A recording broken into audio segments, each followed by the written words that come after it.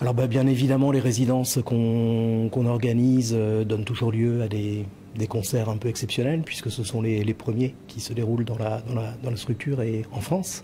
Des souvenirs assez émus du retour de Louise Attaque sur le devant de la scène après 10 ans d'arrêt. Un souvenir aussi très, très récent avec Dominica qui donnait son premier concert de son nouvel album dans le mur la semaine dernière, samedi 24 mars.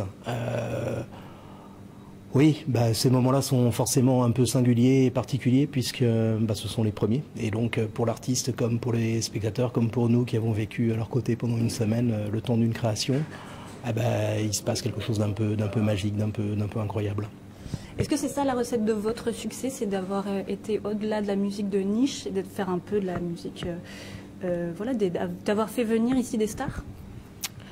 On a toujours revendiqué une volonté d'être un lieu populaire. Ça rime aussi avec les musiques pop. On est dans un bâtiment populaire. Vous avez pu vous promener à l'intérieur. Les matériaux sont bruts. Il n'y a pas eu de dépenses somptuaires pour l'aménagement des loges.